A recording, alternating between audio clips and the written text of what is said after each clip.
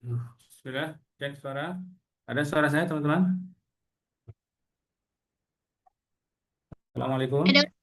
Waalaikumsalam. Waalaikumsalam. Ada Ustaz. Ya, baik. Kita akan mulai.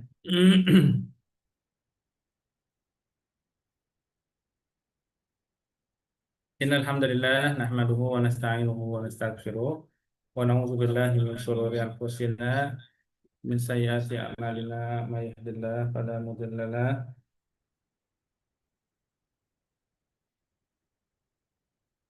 wa may yudlil fala hadiya lahu wa asyhadu an la ilaha illallah wahdahu la syarika lahu wa asyhadu anna Muhammadan abduhu wa rasuluhu la nabiyya wa la rasula ba'd.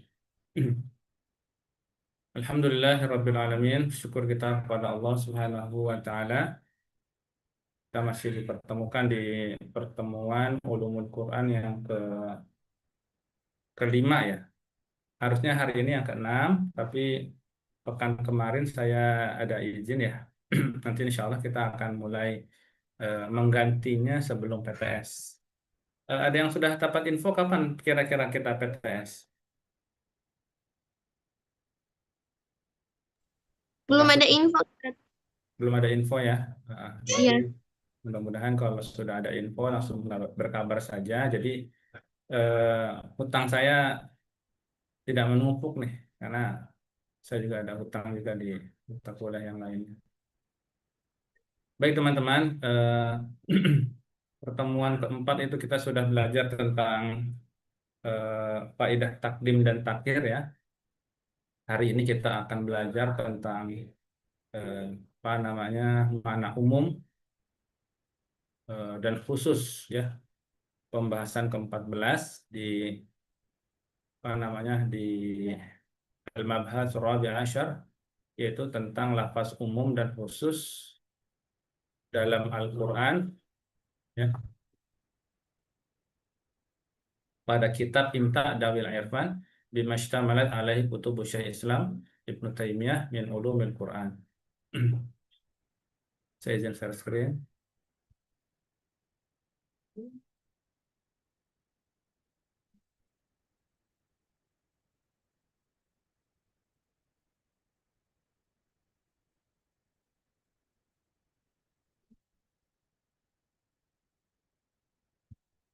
Ya, kelihatan ya.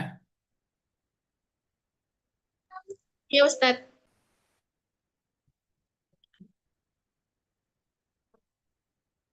Ya, ini pembahasan kita yang di modul yang kelima ya. Kita akan membahas tentang Al-Mabhas Rabi Rabi Asyar Al-Amu wal Khasu fil Qur'anil Karim wa fihi isnata asyrata mas'alatan, tentang umum dan khusus ya. Lafaz umum dan juga lafaz khusus. Jadi, dan di sini terdapat 12 pembahasan. Al-mas'alatul ula, ya, pembahasan yang pertama kita akan masuk ke ta'riful am wal khas, yaitu adalah pengertian ya, tahu namanya definisi atau apa sih artinya gitu ya. Ta'riful ami wal khasi, dari makna umum dan khas. Fi musawwadati ali taimiyata rahimahullahu al-umumu ma'amma syai'aini fasa'idan. Fi musawwadati ali taimiyata rahimahullah al-umumu ma'amma syai'aini fasa'idan. Dalam naskah keluarga Ibnu Taimiyah, maksudnya dalam pembahasan Ibnu Taimiyah ya, semoga Allah merahmatinya, itu disebutkan bahwa lafaz umum, lafaz umum ya, maksudnya pembicaraan secara umum, ma'am ini fasaidan, yang mencakup dua hal atau lebih ya, yang mencakup dua hal atau lebih. Nah, jadi kita akan masuk ke pembahasan ini bahwa al-am wal khas itu ini bagian penting, sangat penting sekali dalam usulul Quran, usulul tafsir, dan pembelajaran kita pada sore hari ini yaitu ulumul Quran, termasuk cakupan hukumnya, ya, batasan maknanya kita akan belajar, dan dalil-dalilnya bisa menjadi pengecualian. Kita masuk ta'rif dulu, ya. Ta'rif dari umum dulu, ya. Al-am. Al-amu, ya. Kita akan bahas tentang dalil umum dulu, bahwa al-lafzu al-mustaghriqu li jami'i afradihi bighairi hasrin. Maksudnya adalah lafaz umum adalah lafaz yang mencakup seluruh individu tanpa batasan, ya, yang mencakup seluruh individu tanpa batasan. Tidak ada batasan, misalnya ketika saya mengatakan eh, semua yang ikut pengajian semua berhak untuk ikut pengajian ulumul Quran. Nah, kata-kata semua itu berarti al-lafzu al-mustawrifu li jami'i afradihi bi ghairi hasrin. Lafaz yang mencakup seluruh individu tanpa tanpa batasan. Lalu kalau dalil khususnya adalah al-khasu, maksudnya adalah dalil khusus al-lafzu ad-dalu ala fardin au afradin mahdudin. Lafaz yang menunjukkan individu tertentu atau terbatas. Ya, menunjukkan individu tertentu atau terbatas. Salah pada kata innal insana lafi khusr di surat Al-Asr, ya. Sungguh manusia itu benar-benar dalam kerugian, ya. Sesungguhnya manusia itu benar-benar dalam kerugian. Maka kata al-insan di sini itu tidak satu dua manusia, tapi ini umum untuk seluruh seluruh manusia.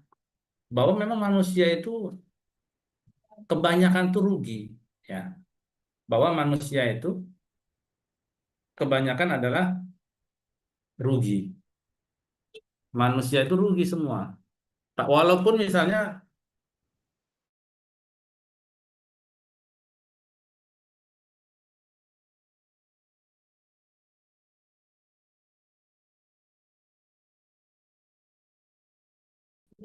rugi. Kenapa rugi? Karena manusia itu menyia-nyiakan waktunya. Ya, manusia menyia-nyiakan waktunya. Tapi ada di sini ada pengecualiannya, ya. Bahwa manusia memang merugi karena menyia-nyiakan waktunya, bahwa ada potensi dari diri kita itu yang sebenarnya belum dimanfaatkan, ya. Belum dimanfaatkan, belum dimaksimalkan, belum di belum digali, ya.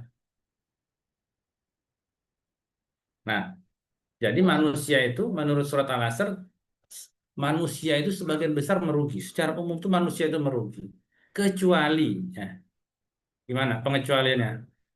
Wal 'asr innal insana lafi khusr illa alladziina amanu, kecuali orang yang beriman.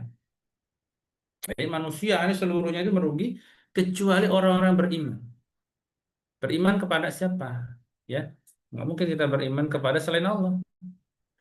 Nggak mungkin kita beriman kepada selain Rasulullah Shallallahu Alaihi Wasallam. Jadi kriteria tidak merugi. Jadi pada dasarnya semua manusia itu merugi. Jadi ini dalil umum, ya, dalil umum yang menyatakan bahwa manusia itu merugi, kecuali yaitu di surat di lanjutan ayat tersebut, illal ladzina amanu, ya, yaitu orang yang beriman kepada Allah, kepada Rasulullah Shallallahu Alaihi Wasallam, ya, illal ladzina amanu wa amilus salihat. Siapa lagi yang tidak merugi? Yaitu orang-orang yang senantiasa berbuat amal soleh, berbuat kebaikan, mengerjakan kebaikan sebagai bukti dari iman mereka kepada Allah dan Rasulnya. Mereka harus taat.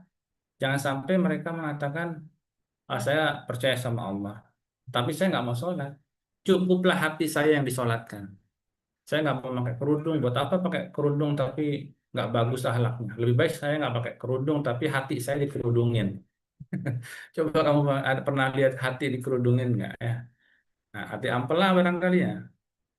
Nah, ini sebenarnya adalah termasuk mereka-mereka eh, yang merugi tadi. Innal insana lafi khusr. Sesungguhnya manusia itu rugi. Ya,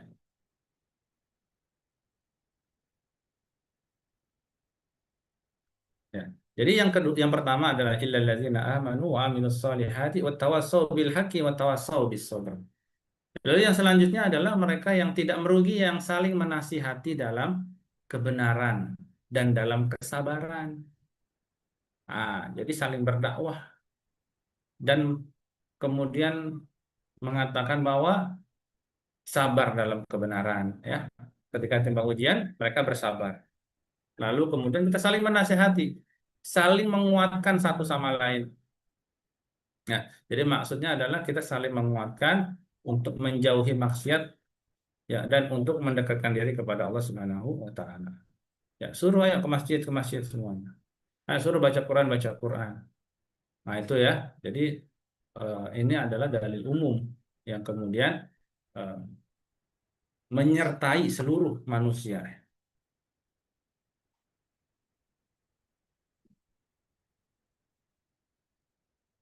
Itu dalil umum ya. Bahwa tadi dikatakan dalil umum al-lafzu al-mustaghriqu li jami'i afradihi bi ghairi hasr. Yang mencakup seluruh individu tanpa batasan. Jadi semua manusia itu berpotensi untuk rugi. Nggak ada manusia yang nggak rugi. Kecenderungannya manusia itu ya begitu, beloknya ke kiri. Kecuali siapa? Ya, itu orang-orang yang beriman. Kecuali siapa? Yaitu orang-orang yang beramal soleh. Kecuali siapa? Orang-orang yang senantiasa menasihati dalam kebenaran dan kesabaran. Sementara dalil khusus Al-Quran yaitu lafaz yang menunjukkan individu tertentu atau terbatas pada individu, ya, individu tertentu. Soal dalil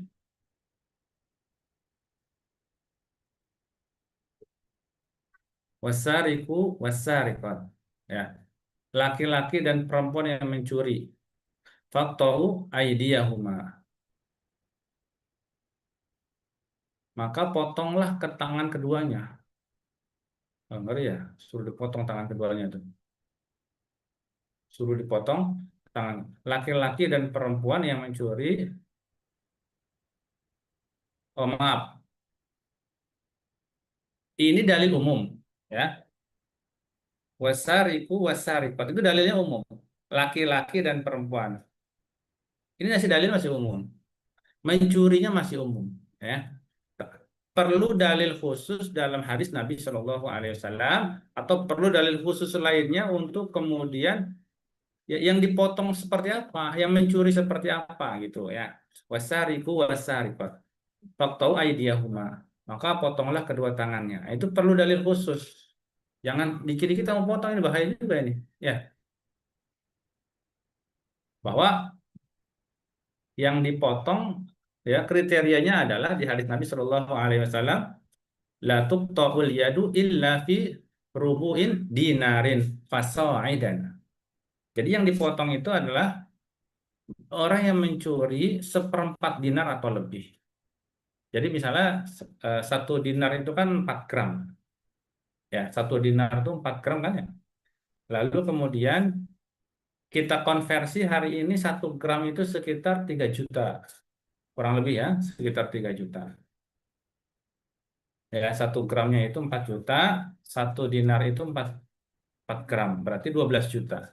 Ya, satu dinar itu berarti sekarang ya, itu 12 juta.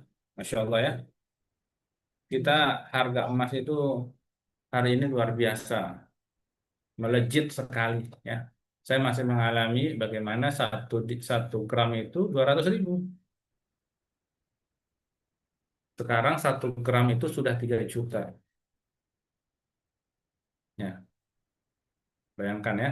Jadi satu dinar itu 4 gram. Berarti seperempat dinar baru dipotong. Berarti 12 juta dibagi 4.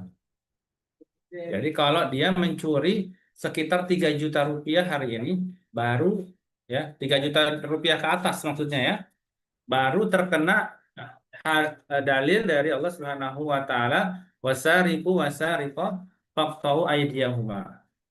Laki-laki dan perempuan yang mencuri, ya, laki-laki dan perempuan yang mencuri, wasariqu wasariqatu faqta'u aydiyahuma, laki-laki dan perempuan yang mencuri maka potonglah tangan keduanya. Itu maksudnya adalah mereka yang mencuri di atas seperempat dinar, ya, atau yang mencuri di atas 3 juta rupiah tadi. Kalau mencurinya di atas 3 juta, maka langsung langsung potong tangan. Enggak juga, nggak bisa hari ini ya, nggak bisa kita terapkan hari ini apa namanya, eh, pencuri yang dipotong tangan ya di negara yang bukan Islam ya. Jadi ini perlu dalil khusus lagi.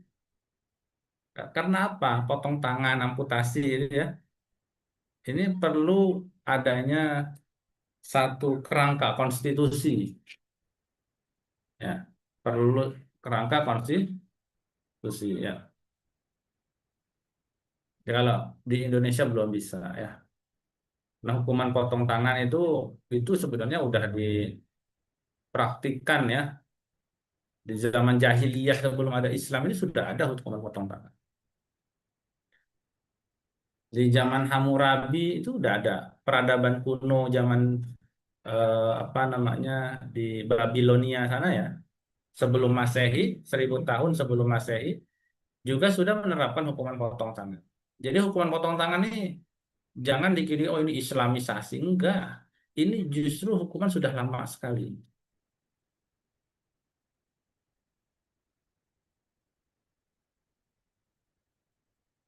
Nah, sekarang sudah mulai arahnya itu kembali kepada fitrahnya manusia. Jadi kalau orang mau kapok itu gimana coba? Pencuri-pencuri kamu lihat koruptor-koruptor hari ini tuh ada yang kapok nggak mereka? Nggak ada yang kapok, malah malah seneng itu kalau saya lihat pakai, karena mencurinya bisa 1 miliar, ada yang kemarin mencuri sampai 10 miliar. Ya, hukuman cuma 4 tahun saja. Ya. Nah, sekarang sudah kembali kepada fitrahnya bahwa ya memang kalau orang membunuh ya dibunuh. Terus kalau dia mencuri, lalu kemudian kedapatan mencurinya itu adalah mencuri yang disengaja, lalu seperempat dinar ke atas, kayak di Nigeria. Dan Nigeria itu sebenarnya negara sekuler, negara nasionalis. Tapi ada di negara-negara bagian seperti negara bagian Zamfara ya di Nigeria, itu sudah menerapkan pengadilan syariat, yaitu menjatuhkan hukum potong tangan bagi pencuri. Ya, hukum potong tangan bagi pencuri. Jadi sudah diterapkan di sana di Nigeria. Bagaimana dengan di Indonesia di Aceh? Di Aceh, apakah ada hukuman potong tangan? Ya, kalau kita lihat kemarin baru-baru ini bahwa di Aceh itu baru menerapkan Konun 6 tahun 2014 ya. Konun 6 tahun 2014 itu tentang hukum jinayat yang pelaku zina. Jadi yang sifatnya sebenarnya eh, tidak bermuamalah dengan orang lain, bukan hukum muamalah dengan orang lain. Jadi kerusakan pribadi. Kayak zina itu kan kerusakan pribadi kan. Dia berzina dia akan menanggung penyakit. Penyakit itu ditanggung sama dia sendiri. Nah, dua-duanya nanti dicambuk ya, yang ikhtilat, yang judi, yang miras itu. Tapi belum mengadopsi hukum potong tangan untuk mencuri. Nah, sebenarnya mencuri itu kan sama saja dia memperkosa hak orang lain sebenarnya. Ya, ya bertahap barangkali ya. Nanti di Aceh, nanti menyusul di berbagai daerah dengan tingkat kriminalitas yang tinggi. Ya. Justru hukum syariah itu jika diterapkan ya, diterapkan secara kafah gitu, angka apa namanya, angka kriminalitas itu bisa menurun. Angka kriminalitas, angka pencurian itu bisa menurun secara kafah tapi ya. Karena ada yang namanya di tren efek efek jera. Efek jera ada sanksi potongan. Misalnya potongan tangan mencuri yang memenuhi syarat ya, dia harus sudah balik, sudah berakal. Nah, jadi eh, misal di Arab Saudi itu tingkat kejahatan properti pencurian itu paling rendah di dunia. Sebaliknya misalnya kita lihat di Amerika, ya, orang gampang sekali menghabisi nyawa orang lain karena apa? Karena negara tersebut mengizinkan setiap warga negara selama dia memenuhi persyaratan dia menggunakan senjata, senjata api maksudnya ya. Jadi hukumannya di satu sisi dia mempermudah orang untuk membunuh dan tidak mau menghukum orang untuk kemudian di kisos. Akhirnya apa? Ya sudah orang nembak semaunya saja. Orang cuma dihukum ya 10 tahun, ya tergantung kekejaman.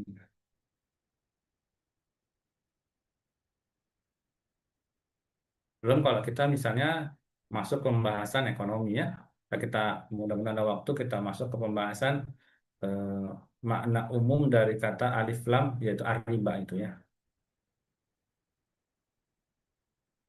Nah, jadi seperti itu ya lah apa namanya sariku wasarikot itu tadi laki-laki dan perempuan yang mencuri itu dalilnya adalah umum. Lalu dikhususkan oleh dalil Nabi Shallallahu Alaihi Wasallam, la tuqta'ul yadu illa fi rubu'i dinarin fasaidan. Tangan tidak dipotong kecuali pada pencurian seperempat dinar atau lebih. Kalau dikonversi hari ini, ya itu sekitar 3 juta ke atas. Eh, Xiaomi ya, harga Xiaomi ke atas lah ya. Xiaomi berapa harganya? 3 juta. Dia mencuri HP Xiaomi kurang dari 3 juta nggak kena hukum potong tangan tuh. Ya, HP iPhone kali ya 3 juta ya.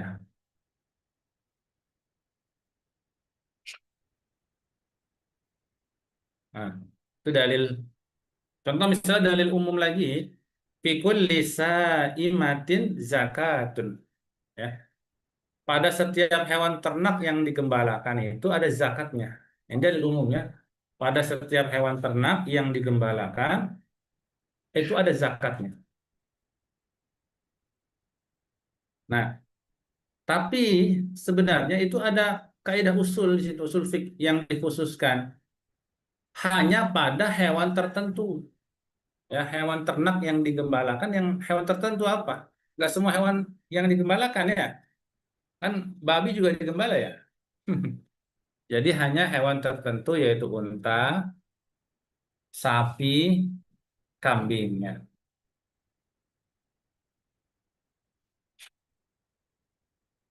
Ya, jadi setiap kata umum pasti ada pengecualiannya.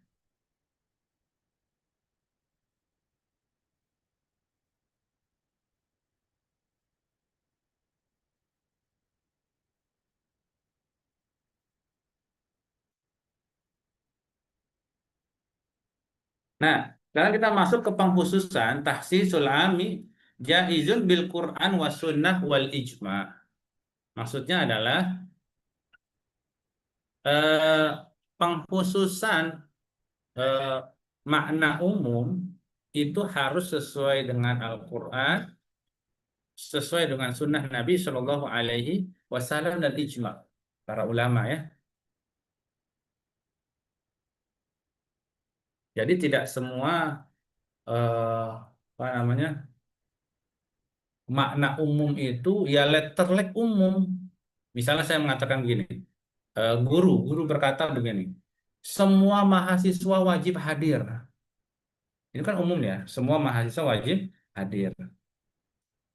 Nah, padahal ada peraturan yang mengatakan bahwa kalau sakit cukup memberikan surat sakit dan tidak perlu masuk. Atau misalnya ada izin, yang izin ada uzur syar'i, dia tidak perlu datang ke sekolah, dia cukup memberikan surat surat izin, gitu ya.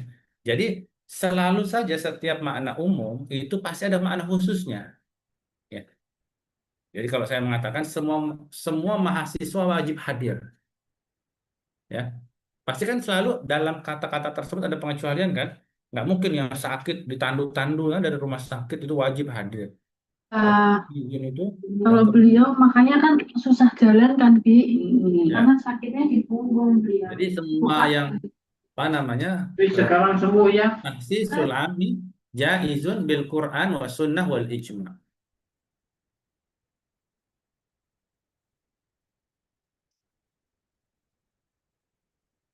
Atau misalnya pengharaman secara umum misalnya ayat hurrimat alaikumul maitah,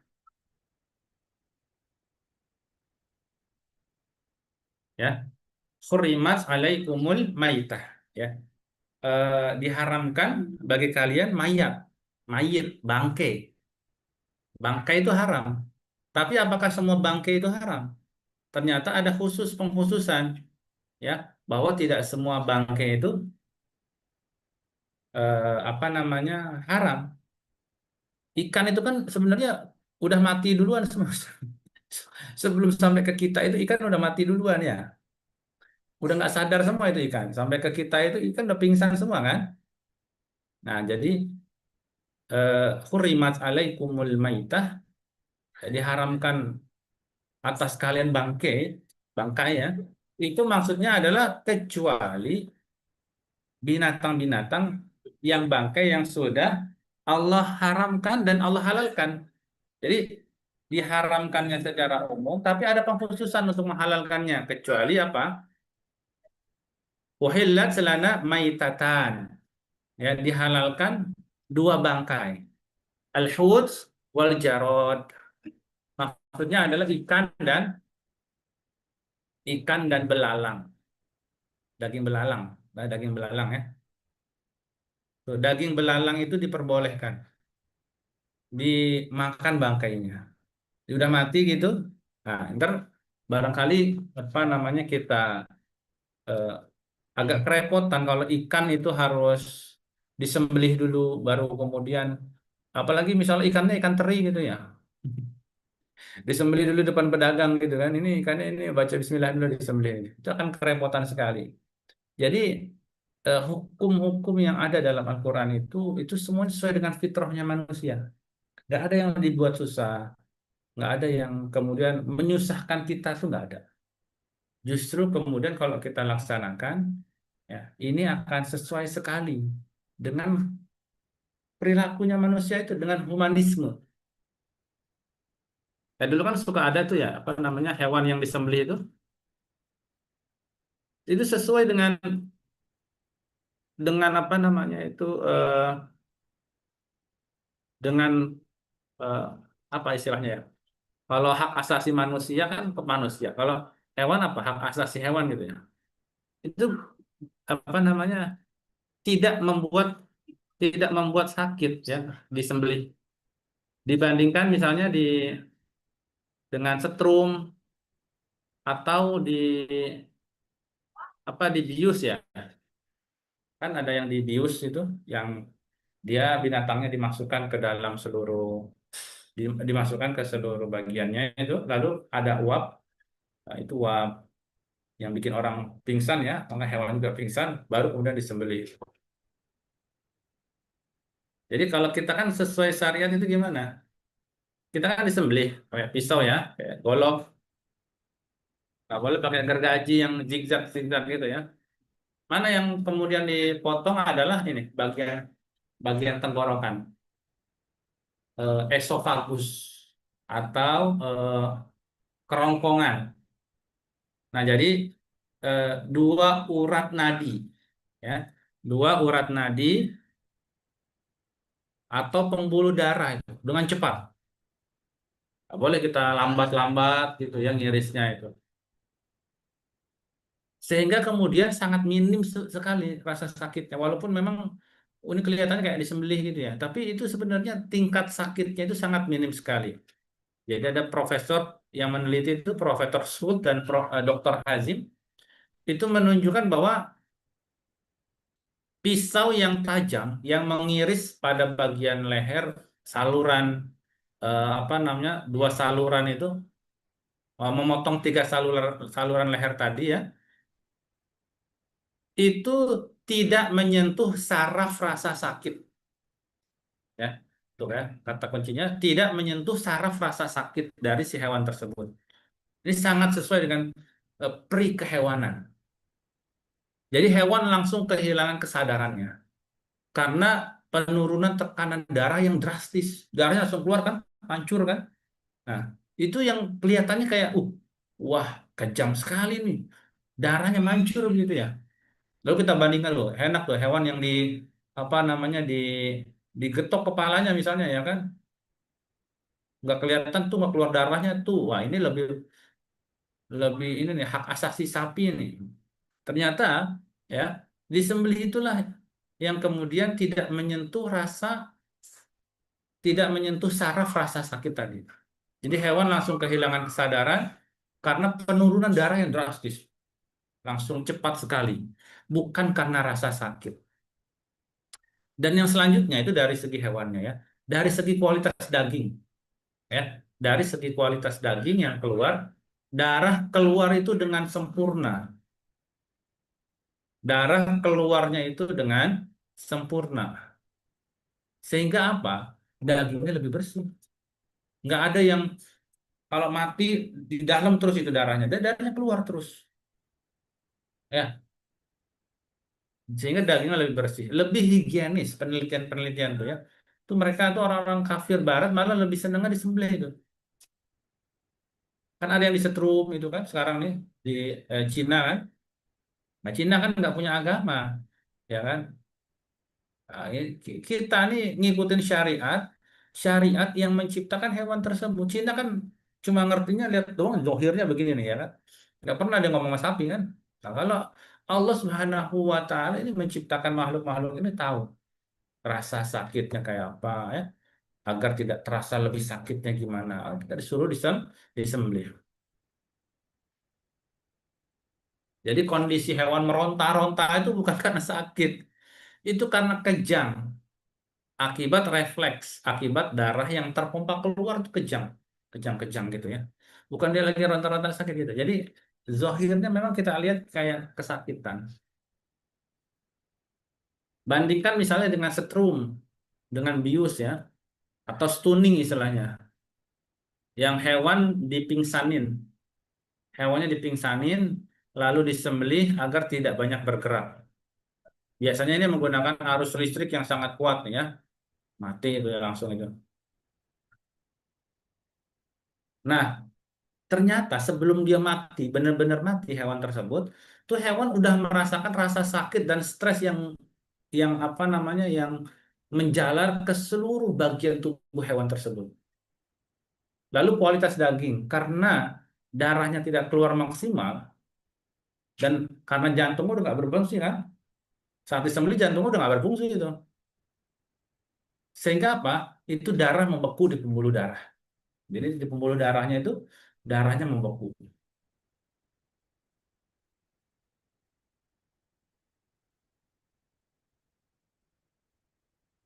Nah, jadi apa namanya luar biasa sekali syariat ya Allah Subhanahu wa taala dalam syariat-syariat.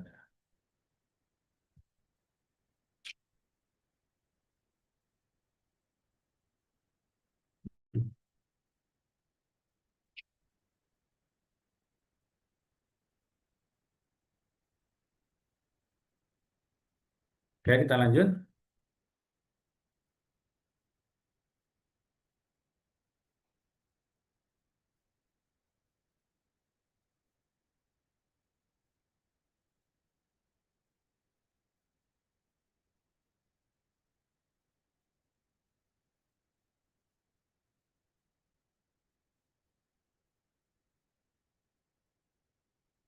Ya. Fi musawwadati ahli Taimiyah rahimahullahu al-umum ma'a masyai'aini fasa'idan.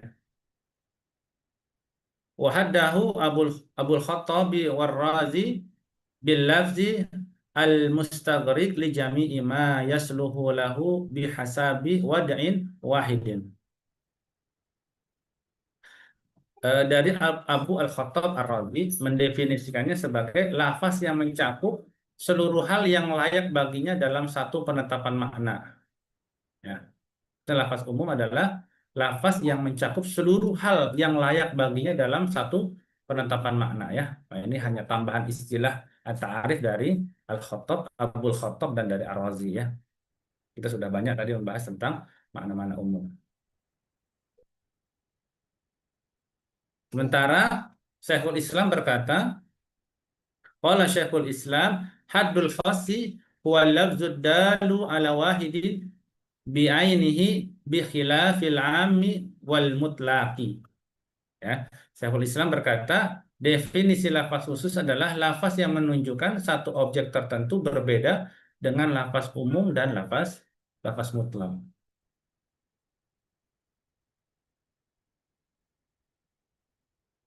Nah, jadi apa namanya tabel teks ya, bahwa definisi lafaz khusus adalah lafaz yang menunjukkan objek tertentu berbeda dengan lafaz umum, ya, berbeda dengan lafaz umum. Menunjukkan apa? Menunjukkan eh, objek tertentu itu disebut secara spesifik kalau lafaz khusus, tidak mencakup yang lain. Misalnya apa dalil? Ya, kalau kita syarah ini ya, apa namanya pendapat dari Ibnu Taimiyah ini.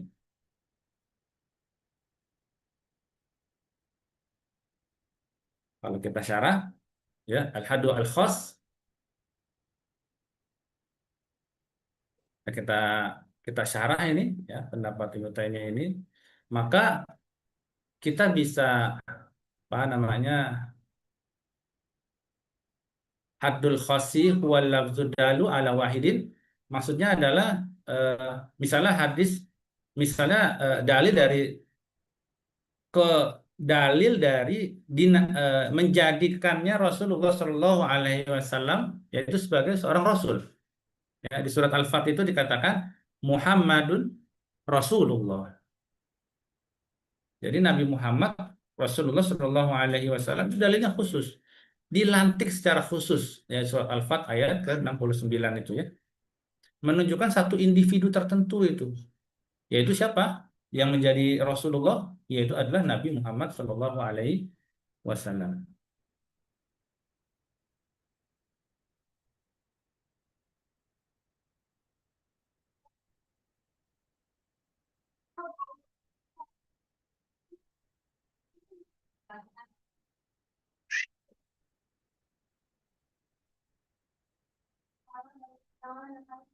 Jadi ketika kita membedakan eh, makna khusus, memahami lafaz khusus maksudnya, maka kita bisa membedakan antara yang boleh digeneralisir dengan yang harus dibatasi dalam nas, gitu ya. Jadi apa namanya, tidak bisa kita katakan bahwa ini ada loh nabi apa namanya selain Nabi Muhammad, nggak bisa. Kenapa? Ini dalilnya sudah jelas, Muhammadun Rasulullah.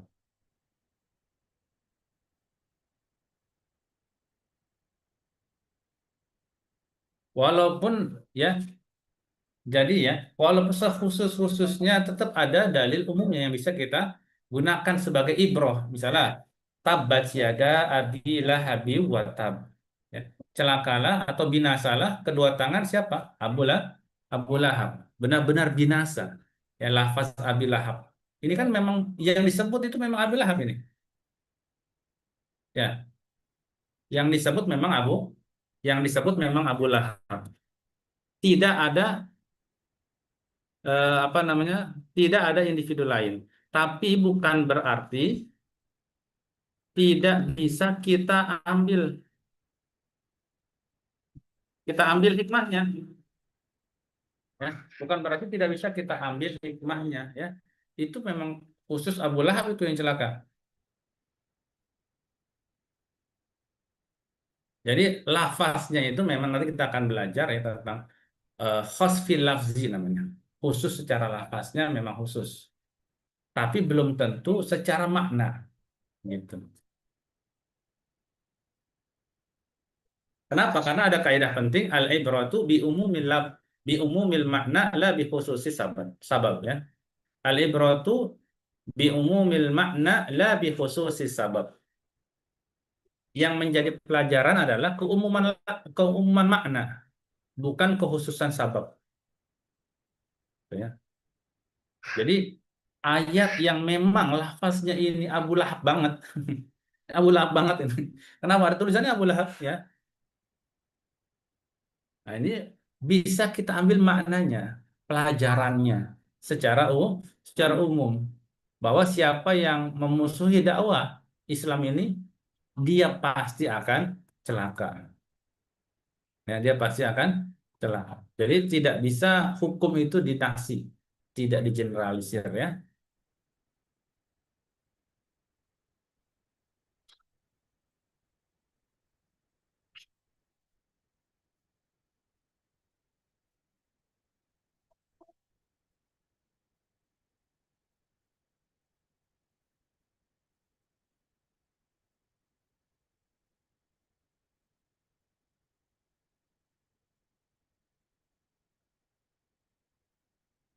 Nah, saya kasih tadi udah janji ya untuk misalnya makna ariba ya. Alif lam pada kata ariba. Misalnya Allah Subhanahu wa taala eh, sudah mengatakan dalam Al-Qur'an yaitu surat Al-Imran ayat 133. A'udzubillahi minasyaitonirrajim. Ya ayyuhallazina amanu la ta'kulur riba ad'afam mudha'afah. Ya kata-kata riba di sini menggunakan alif lam. Ya nanti kita akan belajar jenis-jenis mana sih yang termasuk alif lam yang bermakna umum. Ya. Dari ayat ini apa namanya? Wahai orang-orang yang beriman, janganlah kamu memakan riba yang berlipat ganda. Dari ayat ini, ya, kemudian mereka menyimpulkan nih orang-orang yang membolehkan riba bahwa ini kan ayat untuk riba yang berlipat ganda. Misalnya 5 juta ngulangin 10 juta itu berlipat ganda, maka itu diharamkan. Kata siapa? Mereka yang membenarkan riba tadi. Namun kita bantah pendapat tadi, ya, karena dia mengambil eh, apa namanya kaidah keumuman ini, yaitu kaidah umum mafhum mukhalafah. Kita ambil kaidah usul fiqh mafhum mukhalafah, ya, tidak sah jika bertentangan dengan nas yang sudah jelas, ya. Misalnya jika ada makna tekstual yang sudah ada, yaitu misalnya surat, apakah bisa, ya, kita kemudian misalnya begini, surat Al-Isra ayat 31, wala taqtulu auladakum khasyata imlaq. Janganlah kamu membunuh anak-anakmu karena takut miskin. Berarti boleh dong membunuh anak-anak karena tidak takut miskin, boleh dong kalau kita misalnya mengambil mafhum mukhalafah yang sama. Seperti halnya tadi riba tadi. Ada apa mudho'afah. Riba yang tidak berlipat ganda. Kalau nggak berlipat ganda berarti boleh dong. Ini pemahaman mafhum mukhalafah yang salah ini. Kalau mafhum mukhalafah tentang riba tadi dibenarkan, maka konsekuensinya mafhum mukhalafah yang sama pun harusnya juga diterapkan pada surat Al-Isra 31 yang mengatakan janganlah kamu membunuh anak-anakmu karena takut miskin. Berarti membunuh anak karena tidak takut miskin diperbolehkan. Anak lagi misalnya lagi nangis mulu nih. Kesel maknya, dibanting aja misalnya alhamdulillah ya. Boleh dong. Kenapa boleh? Lah itu buktinya. Kan saya nggak takut miskin, cuma kesel doang misalnya karena dia nangis terus. Nauzubillah ya. Ada orang yang mungkin saraf begitu ya. Atau misalnya dia eh, di zaman Nabi Allah Musa ya, itu Firaun kan banyak membunuh anak-anak, bukan karena takut miskin kalau dia, karena tidak ingin kekuasaannya nanti kemudian diruntuhkan oleh seorang anak laki-laki dari kaum Bani Israel. Maka kemudian dia sisir itu, ya, anak laki-laki yang lahir dari Bani Israel. Takut Firaun sekali, takut karena dia bermimpi kekuasaannya, kerajaannya akan dihancurkan. Berarti benar dong Firaun. Kenapa? Karena Firaun membunuh mereka bukan karena takut miskin.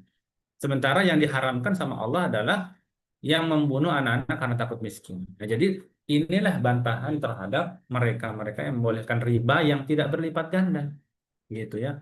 Di sini Allah sudah mengatakan, wahai orang-orang yang beriman, janganlah kamu makan riba yang berlipat ganda. Dia nyeleneh. Kalau nggak berlipat ganda boleh dong. Kita bantah dengan bantahan tadi ya.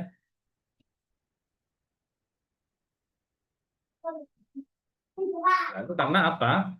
Karena sudah jelas bahwa di Quran surat Al-Baqarah ayat 275, ya Allah mengatakan, ahallallahul bai'a wa harrama riba. Allah telah menghalalkan jual beli dan Allah mengharamkan yang namanya riba. Ahallallahul bai'a wa harrama riba. Yuhillullahul bai'a wa yuharrimur riba. Jadi misalnya alif lam mimnya, alif lam ya maksudnya ya, alif lam dari ar-riba, kan ada alif lamnya tuh. Ini bermakna umum, merujuk pada semua bentuk riba yang ada. Ya, jadi pada Al-Baqarah 275 di sini itu semua jenis riba, mau yang berlipat ganda, mau yang tidak berlipat ganda.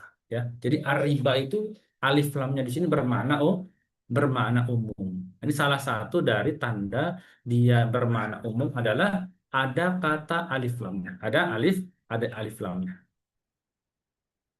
Jadi eh, dalil khusus tidak bisa membatasi dalil umum, kaidah usul fikihnya. Jadi riba itu secara umum harus dianggap mencakup seluruh jenis riba, ya, kecuali ada dalil khusus, ya, yang jelas membatasi. Oh nih, boleh nih riba yang sedikit aja nih. Tapi kan sampai hari ini nggak kita temukan tuh ada dalil khususnya, nggak ada. Berarti semua jenis riba itu tidak diperbolehkan. Jadi Ibnu Katsir Al-Qurtubi mengatakan bahwa semua jenis riba itu dalam ayat ini merujuk pada semua bentuk riba, tidak ada pengecualian. Ya.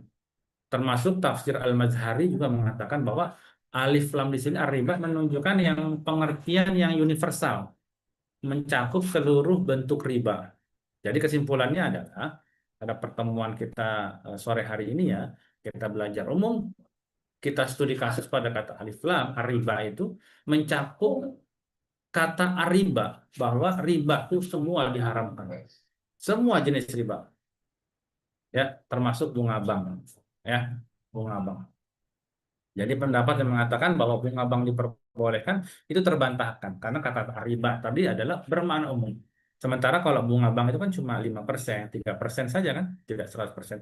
Walau cuma 3%, walau cuma 1%.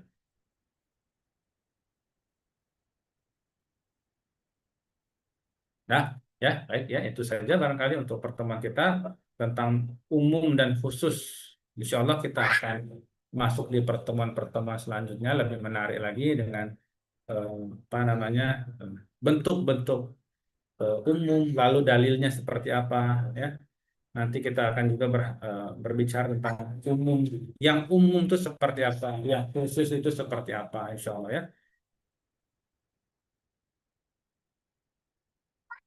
Baik, itu saja barangkali. Terima kasih banyak atas kesempatannya di pertemuan kali ini. Sudah masuk waktunya azan. Kita siap-siap untuk sholat maghrib. Mohon kalau ada informasi terkait kapan PTS, bisa ditanyakan dari sekarang. Jangan sampai nanti kita dapatnya dadakan, sehingga tidak ada waktu lagi buat apa namanya persiapannya ya. Baik, terima kasih banyak teman-teman semua yang dilakukan Allah Subhanahu wa taala. Mohon maaf kalau ada salahnya, banyak salahnya ya. Yang benar datangnya dari Allah Subhanahu wa taala, yang salah dari kekhilafan dan kebodohan kami pribadi. Coba dengan doa kafaratul majelis, subhanakallahumma wa bihamdika asyhadu an la ilaha illa anta Astaghfiruka wa atubu ilaik. Walhamdulillahirabbil alamin. Assalamualaikum warahmatullahi wabarakatuh. Waalaikumsalam warahmatullahi wabarakatuh. Jazakallah.